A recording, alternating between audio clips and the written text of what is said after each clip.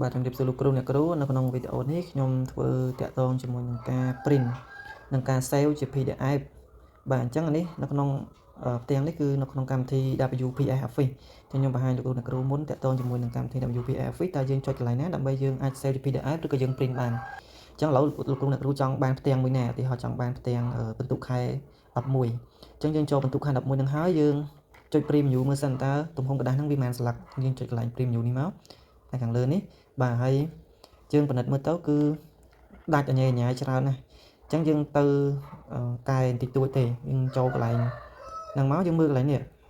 កន្លែងនេះកន្លែងតនេអញ្ចឹងយើងបិទចោលទៅយើង select ទៅលើក្បាលតារាងឈ្មោះក្បាលតារាងហ្នឹងមកមាន U មានដល់ Y ហ្នឹងយើងចុច select ប្រមាណកន្លែងហ្នឹងហើយយើងចុច mouse ស្ដាំមកហើយយើងយកពាក្យ Hi បាទហើយបន្ទាប់មកទៀតយើងពិនិត្យមើលកន្លែងណាដែលយើងគិតថាយើងអត់ត្រូវការយើងបិទចោលទៅឧទាហរណ៍ដូចវត្តមាននេះមាន2អានេះស្វ័យប្រវត្តិអានេះយើងបញ្ចូលដោយផ្ទាល់អញ្ចឹងយើងបិទឲ្យបញ្ចូលដោយផ្ទាល់ទៅបាទតោះមកលោកគ្រូទៅ preview មើលម្ដងទៀតបាទអញ្ចឹងយើង scroll មកក្រោមមកបានន័យថាទំហំខាងនេះវាល្មមហើយប៉ុន្តែវាសល់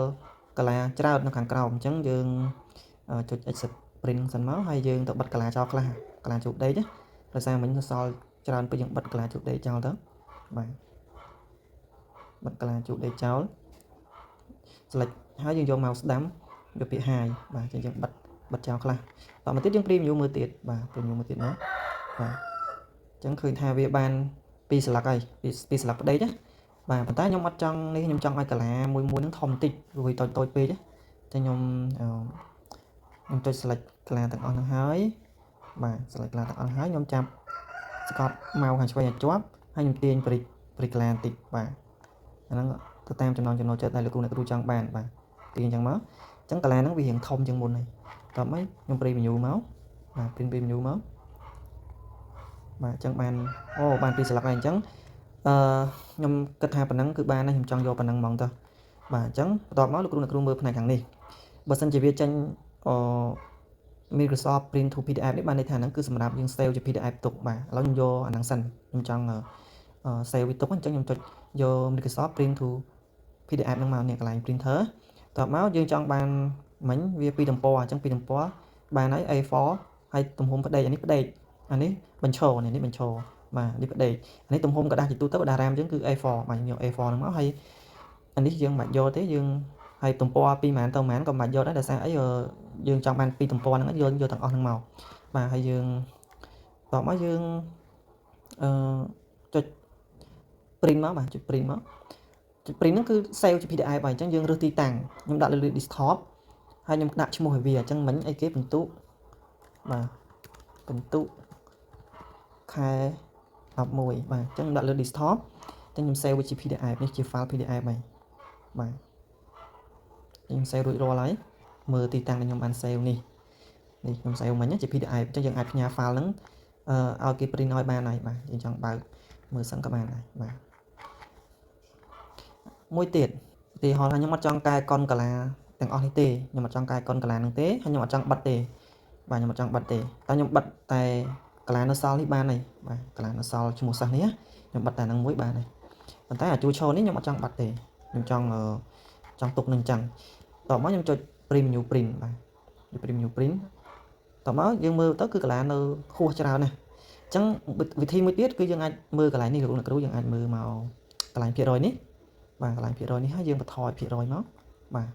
បន្ថយភាគរយបាទអញ្ចឹងបើបន្ថយភាគរយទៅខ្ញុំគិតថាវាមួយស្លឹកអស់ហើយនេះដោយសារឈ្មោះយើងតិចណា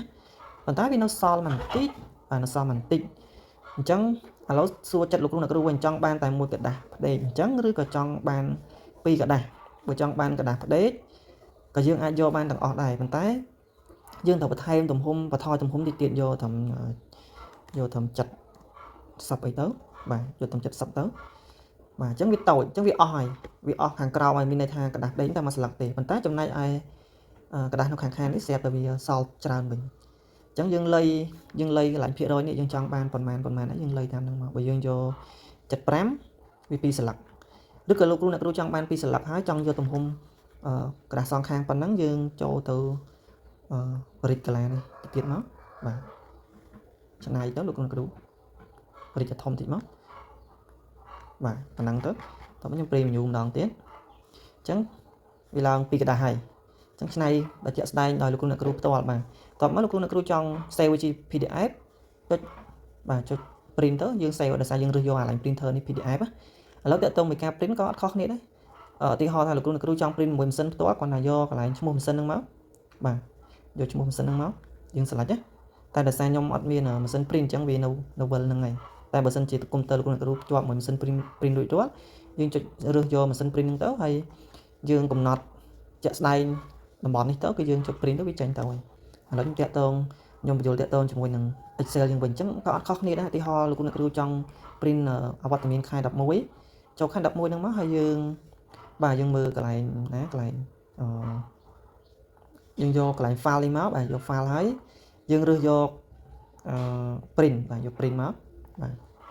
បាទអញ្ចឹង print បាទឥឡូវយើងមើលกระดาษនេះល្មមនៅអូกระดาษនេះល្មមហើយអញ្ចឹងយើងមិនបាច់ចាំសេរីទៀតទេយើងគ្រាន់តែរើសយកកន្លែង printer នេះយក PDF មកបាទយក PDF មកហើយយើងមើលទៅกระดาษ A4 ត្រូវហើយអញ្ចឹងយើងអាចចុច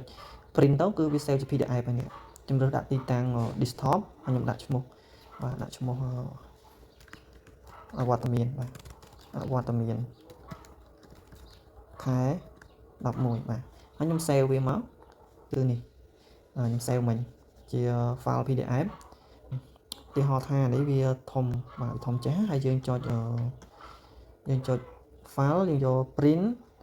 តែกระดาษហ្នឹងវាសល់បាទនេះវាសល់នេះឥឡូវយើងមើលនេះយើងមើលអាកាឡានេះកាឡាបន្ទាត់ជួឈរដែលវាអុចហ្នឹងបានន័យថា